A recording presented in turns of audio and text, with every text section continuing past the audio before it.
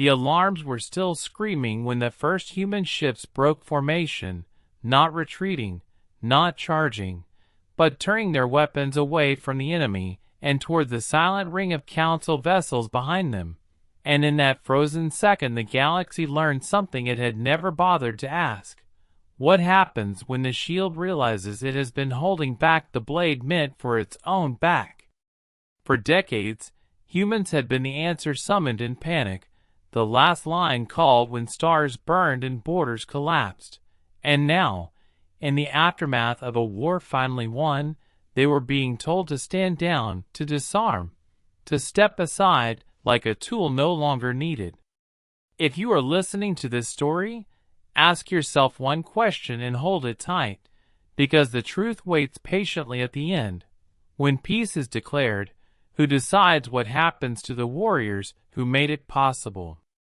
Long before the betrayal had a name, before it had a date stamped into the archives, humanity was a rumor whispered across trading routes and refugee corridors.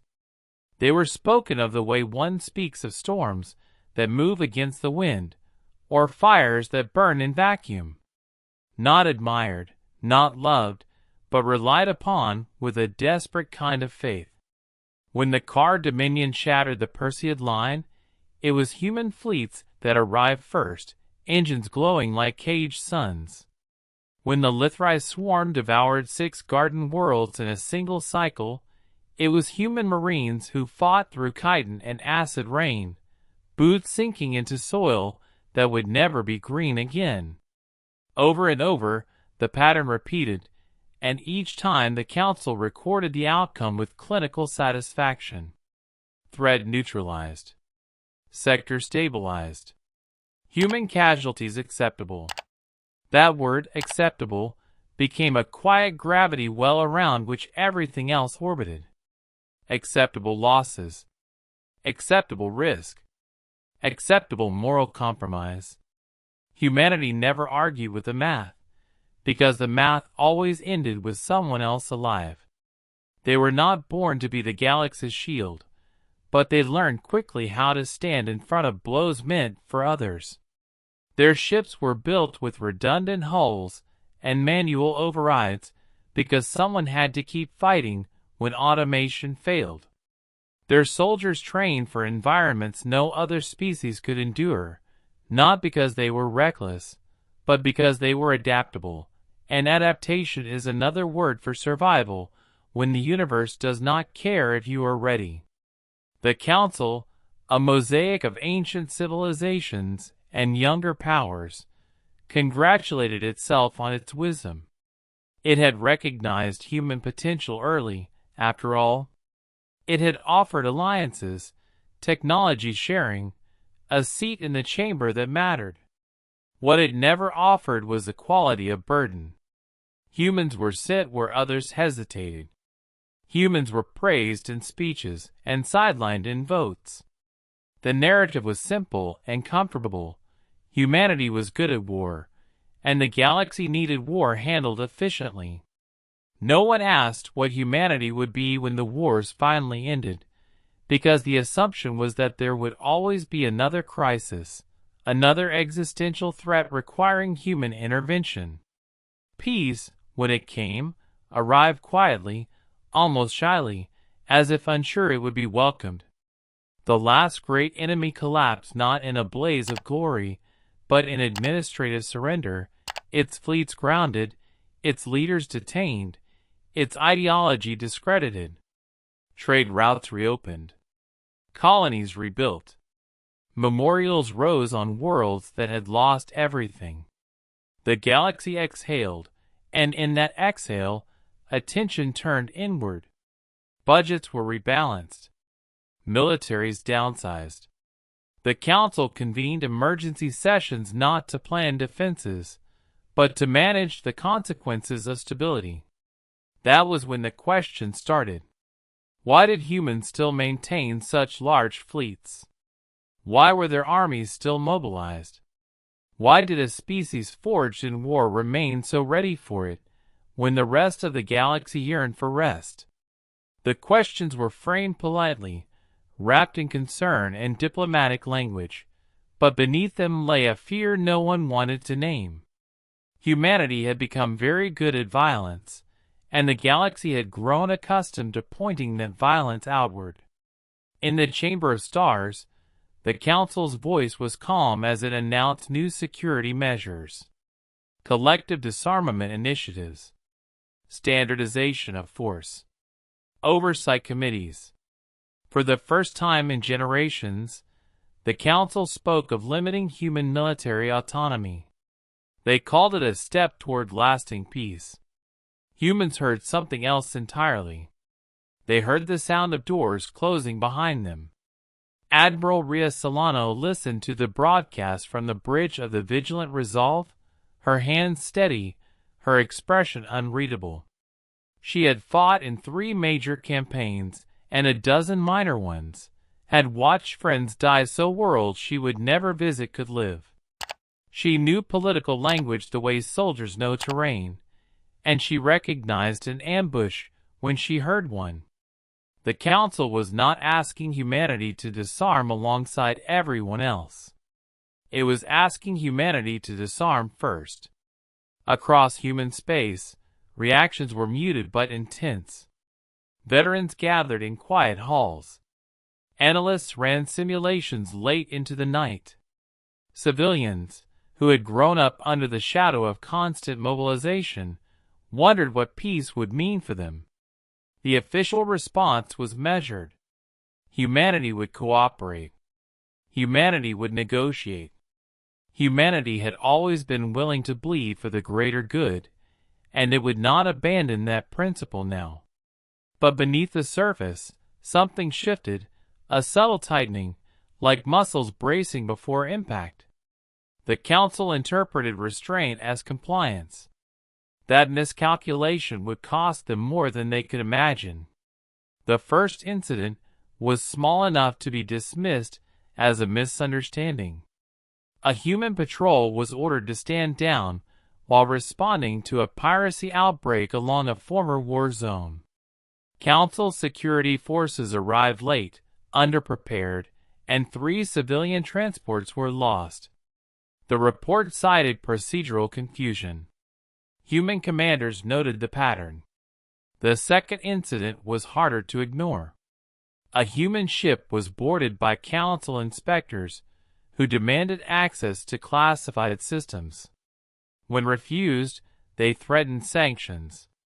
The boarding ended without violence, but the message was clear. Oversight was becoming control. Still, humanity did not strike back. Not yet. Instead, they asked questions, filed objections, requested clarifications. They played by the rules of the system they had protected. That patience was interpreted as weakness. Behind closed doors, Council members debated the so-called human problem. Some argued for caution, remembering old debts and shared victories. Others spoke openly of preemption. A species that excelled at war, they argued, was a risk in a peaceful galaxy. Better to reduce that risk now, while humanity was still willing to listen. The vote, when it came, was not unanimous, but it was decisive enough. Operation Tranquil Balance was the name chosen for the initiative that would redefine history. It authorized the seizure of key human military assets under the guise of joint security. It mandated the redeployment of Council fleets into human-controlled sectors to ensure compliance. It was presented as a partnership. It was planned as a containment. The irony was almost poetic. Humanity had spent decades standing between the galaxy and annihilation, and now the galaxy was mobilizing against the very forces that had saved it. The Council did not see betrayal. It saw necessity. The first seizures happened at peripheral bases, far from the core worlds. Council ships arrived with warrants and polite demands. Some human commanders complied, unwilling to start a conflict over orders that might yet be overturned. Others delayed, requested confirmation, bought time. News spread quickly, faster than official channels could contain it. On human worlds, the question shifted from what the Council was doing to why. Admiral Solano received the classified briefing as her fleet moved to support a humanitarian convoy. The timing was deliberate. The Council knew where human attention was focused and exploited it. As she read, her jaw tightened. The operation's language was sterile, its intent unmistakable. Humanity was no longer being asked to defend the galaxy. It was being told to submit to it. She called a meeting of her senior officers. No speeches. No dramatics. Just facts laid bare. The room was silent when she finished.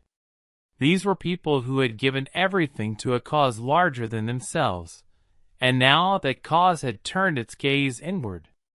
The question was not whether humanity could resist. It was whether it should. Outside the fleet, voices rose in public forums. Some called for calm, for trust in diplomacy. Others demanded immediate withdrawal from Council space. A few, quieter but growing, asked a more dangerous question. What did the galaxy truly owe humanity, and what was humanity still willing to give? The Council underestimated how deeply that question would cut. They had seen humans fight monsters and armadas, but they had never seen them fight disillusionment. They did not understand that loyalty, once broken, does not shatter loudly. It fractures silently, spreading until the structure it supports can no longer hold. The moment of open betrayal came not with a declaration of war, but with a blockade. Council fleets moved to encircle a human shipyard under the pretext of an inspection. The yard was vital, a hub that had repaired vessels for half a dozen species during the war. Its workers included humans and non-humans alike. When the human overseer refused entry without proper authorization, the Council commander escalated. Weapons charged. The standoff lasted minutes that felt like years. Then a Council frigate fired a disabling shot. No one died in that first exchange. The damage was contained. Apologies were issued. Investigations promised. But the illusion was gone. Across human space, the message was received with clarity that no diplomatic statement could undo. Peace, it seemed, was conditional, and humanity was the condition. On the bridge of the Vigilant Resolve, Admiral Solano watched the sensor feeds as Council ships took positions that mirrored old enemy tactics. She felt something cold settle in her chest, not rage, not fear, but recognition. This was how wars began, not with hatred, but with rationalizations. She opened a secure channel to all human commands. Her voice, when it came, was steady, carrying the weight of a species at a crossroads. Humanity would not fire first, she said.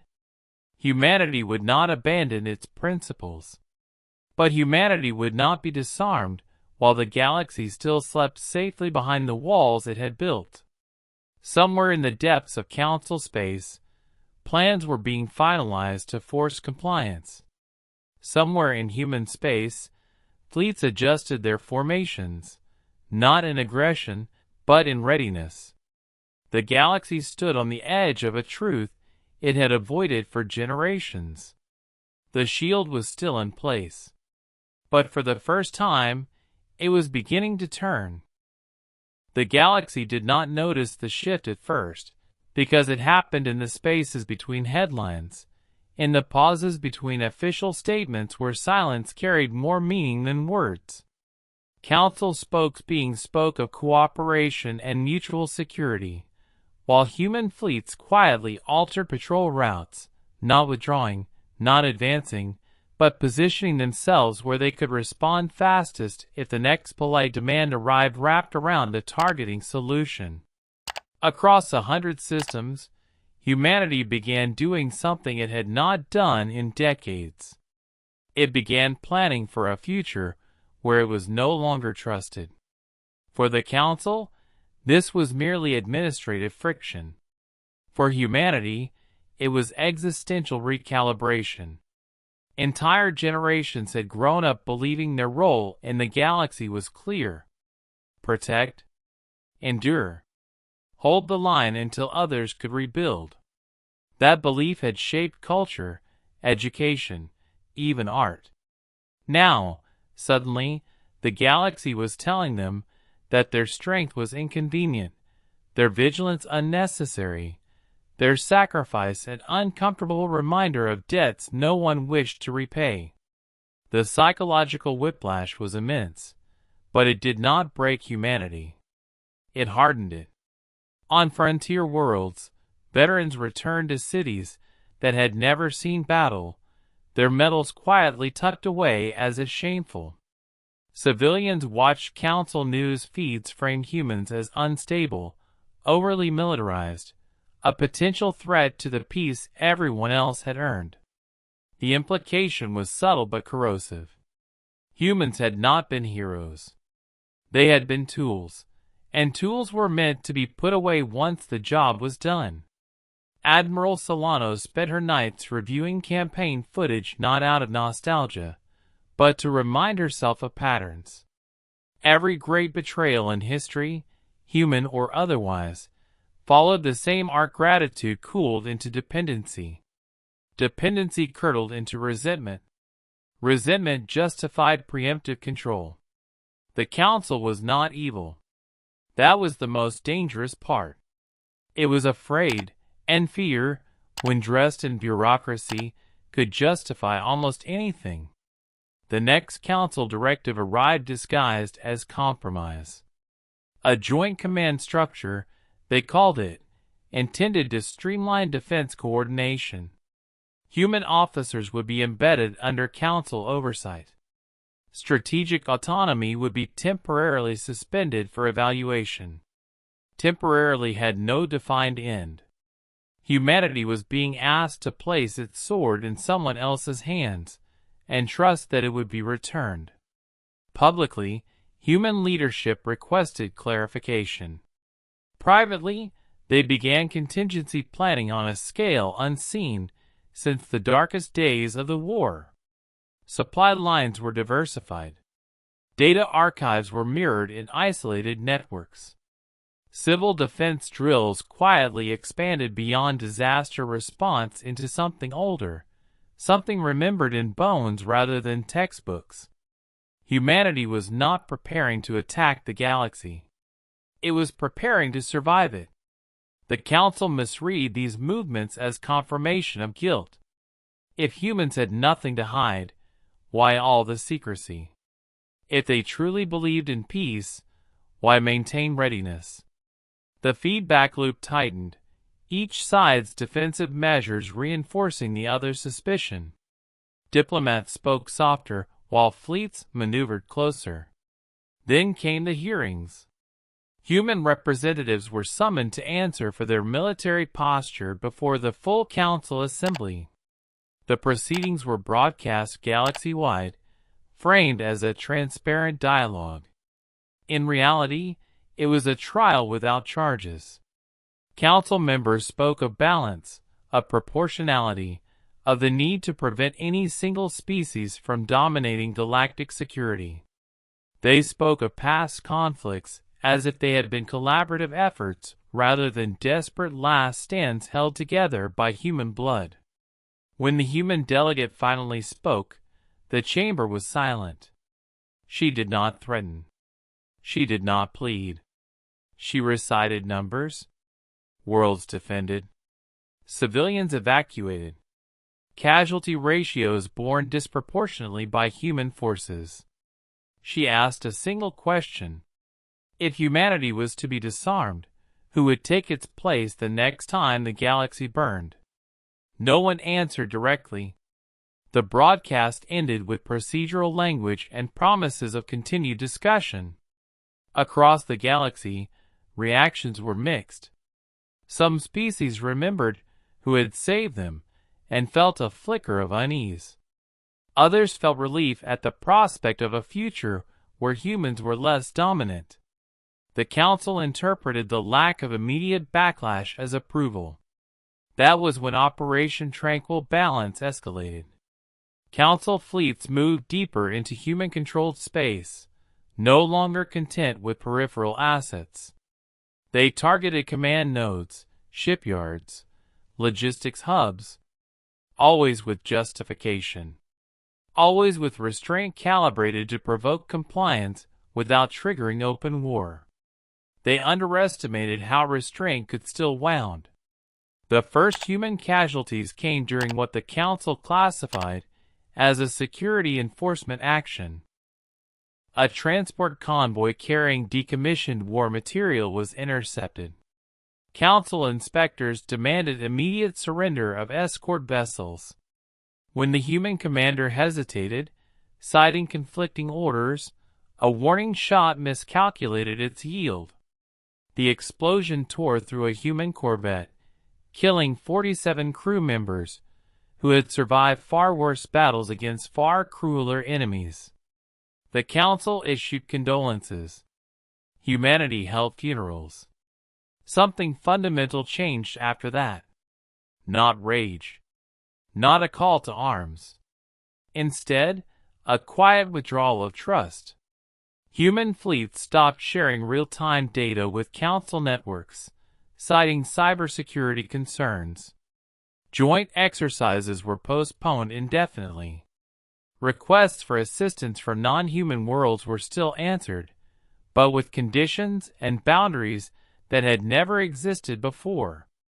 The shield remained, but it no longer extended unconditionally. On the Vigilant Resolve, Admiral Solano addressed her crew not as soldiers, but as citizens of a species being redefined without consent. She spoke of duty, yes, but also of dignity, of the right to decide their own future. Her words were not a declaration of rebellion. They were a declaration of self-respect. The Council responded with urgency. Emergency sessions convened. Hardliners argued that humanity was already halfway to insurrection and must be forced into compliance before it was too late. Moderates warned that pushing too hard could fracture the very stability they sought to preserve. The final resolution was a compromise that satisfied no one and endangered everyone. A deadline was set. Humanity would submit its remaining strategic assets to Council oversight within one standard cycle, or sanctions and enforcement actions would follow. The ultimatum spread across human space like a slow-moving storm. Governments debated. Populations protested, not in anger, but in grief. For the first time since joining the galactic community, humanity felt alone within it. Allies were silent, unwilling to risk Council reprisal. Neutral powers hedged. The message was clear. Humanity was expendable now that the crisis had passed. In response, something remarkable happened. Not a coup. Not a militaristic takeover. Instead, a convergence. Civilian leaders, military commanders, scientists, labor representatives, all gathered in a forum broadcast only to human worlds. The discussion was raw, unfiltered, painfully honest. What did humanity want to be if it was no longer the galaxy's shield? What lines would it refuse to cross, even in self-defense? The conclusion was not unanimous, but it was resolute. Humanity would not strike first. Humanity would not conquer. But humanity would not surrender its capacity to choose its own fate. If the galaxy insisted on seeing humans as a threat, then humanity would ensure it was a threat only to those who betrayed trust.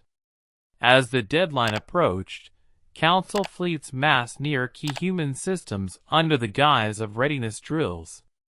Human fleets mirrored them at a respectful distance. The tension was suffocating. Traders rerouted. Communications slowed. Entire sectors held their breath. On the final day of the ultimatum, the Council transmitted a formal demand for immediate compliance. Admiral Solano stood on the bridge as the message played, her crew waiting in silence. She did not respond immediately. Instead, she opened a channel to every human ship, station, and world willing to listen. Her message was not broadcast to the galaxy. It was not meant for the Council. It was meant for humanity. She reminded them of who they had been, and who they could choose to become.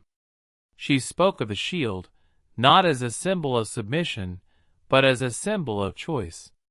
A shield can be lowered. It can also be turned.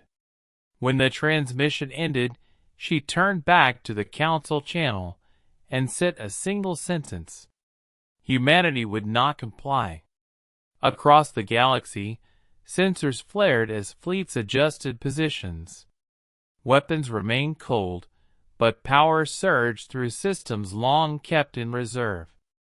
The Council had expected fear. It had expected hesitation. It had expected a species conditioned to obedience by gratitude. What it faced instead was resolve. The first shots of the coming reckoning had not yet been fired, but the war, in all but name, had begun. The moment humanity refused, the galaxy fractured along fault lines it had pretended did not exist. Council networks flooded with emergency alerts, coded language masking raw alarm. Markets stuttered. Civilian traffic froze as navigation beacons recalibrated around suddenly hostile space. The Council had planned for resistance in theory, but theory had never included the weight of confronting the species that had held the line when theory failed. Council commanders received authorization for enforcement Phase 1 within minutes. It was not called a war. It was called a stabilization action. Human fleets were to be contained, isolated, and compelled into submission with minimal force. The language mattered. It allowed the Council to believe it was still righteous. Admiral Solano watched the first Council formations tighten on her tactical display.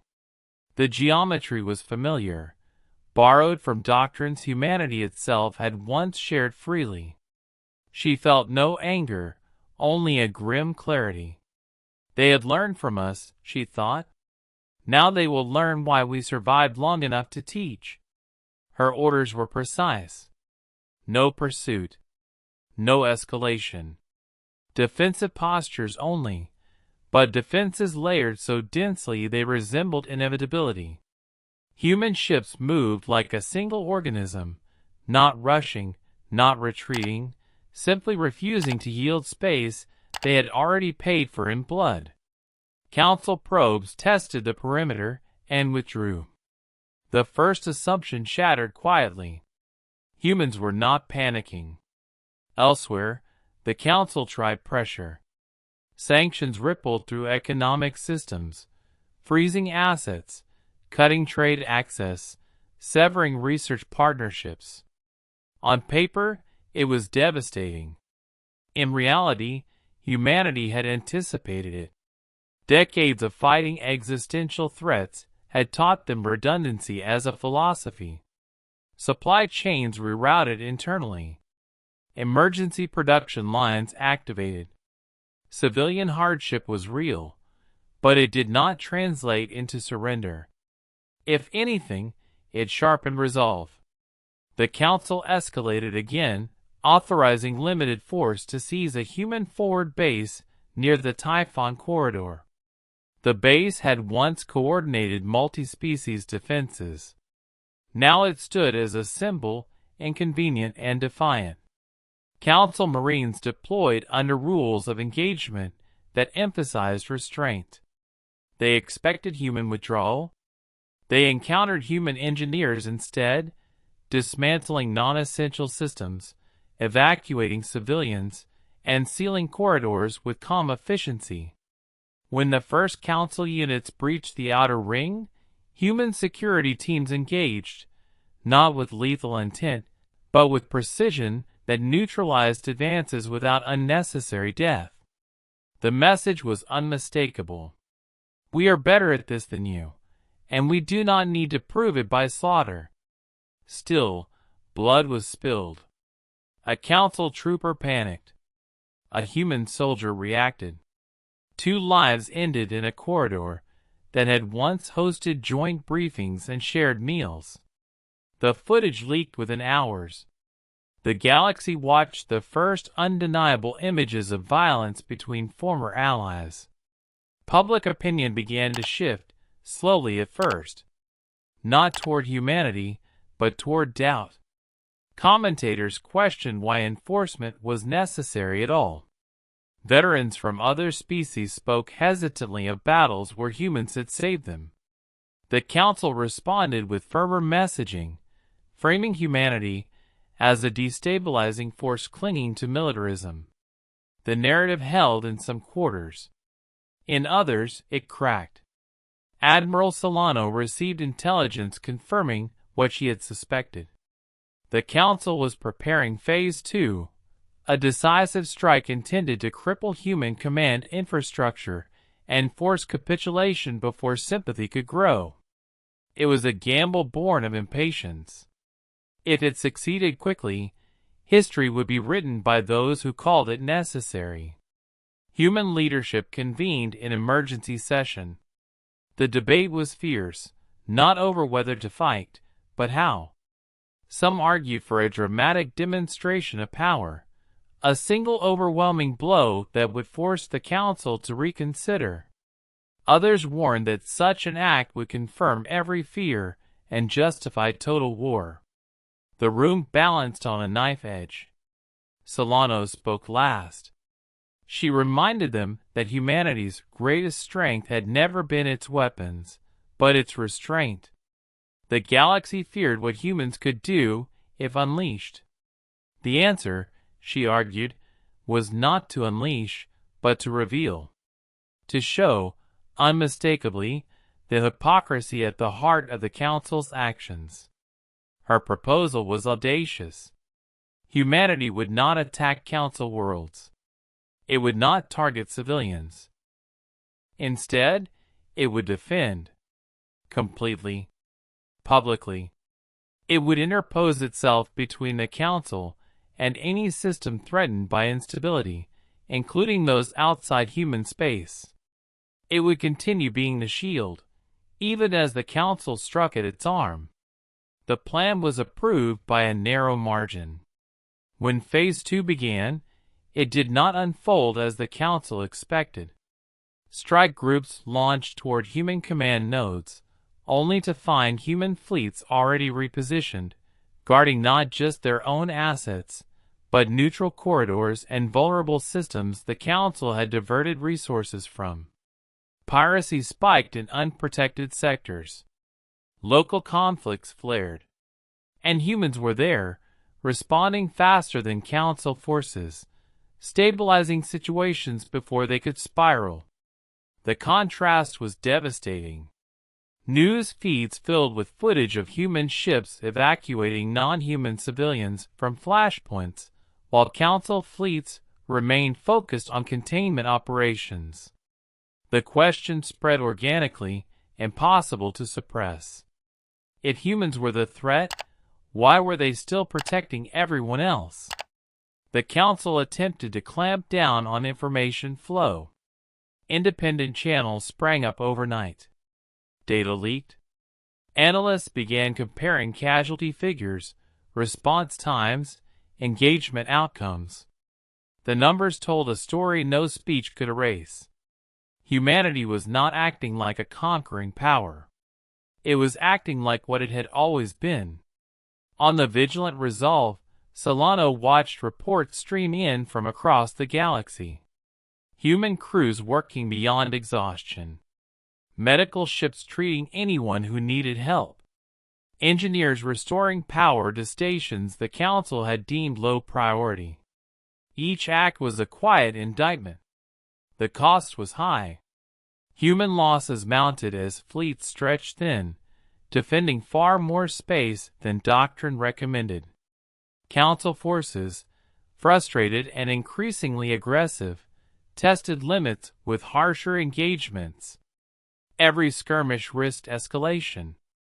Every restraint risked exploitation. Then came the broadcast. A coalition of non-human worlds, many of them saved by human intervention in recent cycles, released a joint statement. They questioned the legitimacy of Council enforcement actions and demanded an immediate ceasefire pending independent review. It was unprecedented. The Council dismissed it publicly. Privately, panic set in. The legitimacy of the Council rested on its claim to represent the collective good. Humanity was undermining that claim not with propaganda, but with behavior. Every human ship acting as a shield made the Council's actions look smaller, meaner, self-serving. Faced with eroding authority, the Council made its gravest mistake. It authorized a direct strike on a human core world's orbital defense grid, intended to demonstrate that no system was beyond reach. The target was carefully chosen to minimize civilian casualties.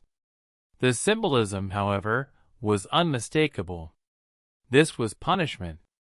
The strike was detected minutes after launch. Human defense networks lit up. Solano felt the weight of the moment settle over her. This was the line she had hoped would never be crossed. Humanity had endured insults, losses, even deaths without retaliation. This was different. This was an attempt to break will. She issued new orders. Human fleets converged not on Council space, but inward, forming an interlocking lattice of defense around threatened worlds. Systems once thought untouchable by virtue of Council authority suddenly found human ships standing between them and destruction. The shield, fully raised, was now visible to all. The Council strike failed. Missiles were intercepted. Energy lances dissipated against overlapping fields. Not a single human city was hit. The galaxy watched the footage in stunned silence. Not because of the firepower displayed, but because of the choice behind it. Humanity had the capability to retaliate. Instead, it had chosen to absorb the blow. In that moment, the narrative collapsed. Council allies began to distance themselves. Enforcement action stalled as commanders questioned orders. The fear that had driven the Council now turned inward. If humanity ever stopped holding back, there would be no shield left for anyone. And for the first time since the refusal, Admiral Solano allowed herself to ask the question she had avoided. How long could humanity keep proving its virtue to a galaxy determined to test it? The galaxy did not erupt into celebration when the Council strike failed. There was no applause, no sudden unity, no collective realization that history had turned a corner. Instead, there was silence, heavy and pervasive, the kind that follows a truth too large to be ignored. Humanity had not merely defended itself. It had exposed the lie at the center of galactic order. For the first time in recorded interstellar history, the Council had acted as an aggressor against a species that was still actively protecting others. And for the first time, the galaxy could not pretend it had not seen. Emergency sessions multiplied, not in the Grand Chamber broadcast to the public, but in encrypted channels and shadow councils where damage control replaced moral certainty. Council members argued over wording, optics, and responsibility. Some blamed overzealous commanders. Others blamed human intransigence. A few, very few, admitted the unthinkable. They had tried to disarm the shield because they feared what it represented, not what it had done. Admiral Solano did not attend these discussions. She had delegated diplomacy to civilian leadership and focused on keeping people alive. Human fleets remained stretched thin, their defensive lattice holding, but only because of relentless coordination and sacrifice. Every hour demanded choices that would haunt commanders for the rest of their lives. Protect this system or that one. Intercept here or reinforce there. Humanity was still paying the price of being reliable. What changed was who noticed. On worlds far from human space, memorials began to look different. Plaques once listing joint victories were amended to include uncomfortable details. Casualty figures. Timelines showing who arrived first and who arrived at all. Historians, long marginalized in favor of political convenience, found their work suddenly in demand. The story of the last 50 years was being reread with new eyes. Independent investigators published leaked council documents. Operation Tranquil Balance was dissected line by line. Its language of peace contrasted brutally with its contingency plans for escalation. The hypocrisy was undeniable. Even species that had never liked humanity were forced to confront an unsettling reality. The galaxy's stability had been built on human willingness to suffer quietly. Public pressure mounted. Trade unions on non-human worlds protested sanctions that had disrupted supply chains. Veterans organizations demanded explanations for why the allies they had fought beside were now being targeted. The Council issued statements promising review and reform. Few believed them. The breaking point came when a mid-ranking Council official resigned publicly, releasing a final message that spread faster than any sanctioned broadcast. In it, she admitted that the Council had never planned for a galaxy where humanity no longer needed to fight. Peace, she wrote, had exposed how dependent the system was on one species absorbing disproportionate risk. Rather than restructure, the Council had chosen to eliminate that imbalance by force. The admission detonated whatever credibility remained. Within days, multiple Council members withdrew their fleets from enforcement actions, citing domestic unrest. Others followed, unwilling to stand alone. The unified front fractured into competing interests, each scrambling to avoid blame. The sanctions regime collapsed under its own complexity.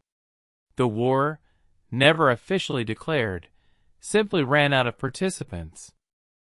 Humanity did not pursue. That restraint, more than any victory, defined the end.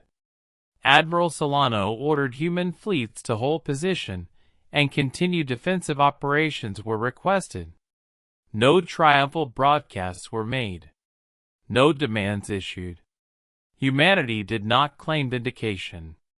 It simply kept doing what it had always done, protecting lives, stabilizing crises, refusing to become the monster it was accused of being.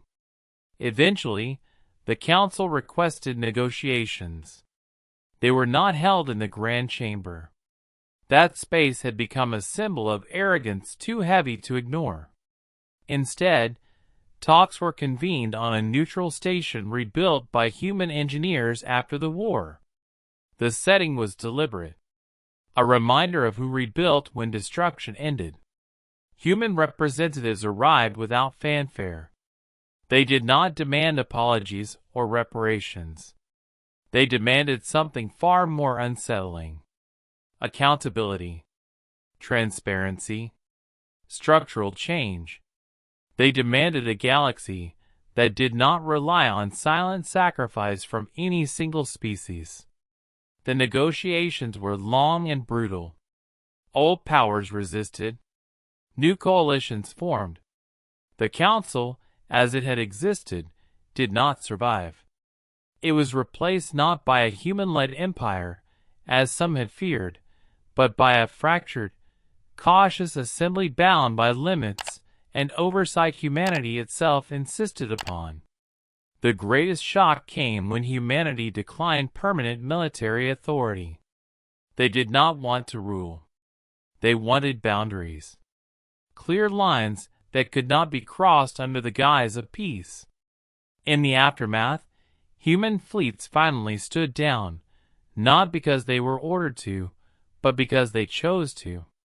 Shipyards shifted focus from war production to infrastructure. Veterans returned home to a galaxy that no longer pretended it did not owe them anything. The transition was not smooth. Wounds rarely healed cleanly. But for the first time, humanity was not defined solely by what it could endure. Admiral Solano retired quietly. No statues were raised in her honor by the council that had once tried to break her species. On a small human world, a simple monument bore a single inscription chosen by civilians, not politicians. It did not speak of victory. It asked a question. Who do you become when you are no longer needed as a weapon? Years later, when new threats emerged at the edges of known space, humanity was asked once again to stand at the front. The request came carefully, humbly, stripped of entitlement. Humanity considered it, debated it, and agreed on its own terms. The shield was raised again, not because the galaxy demanded it, but because humanity chose to hold it. And that choice changed everything. Before you go, ask yourself this, and share your answer below. If your world had been saved by someone willing to sacrifice everything, what would you owe them when the war was over?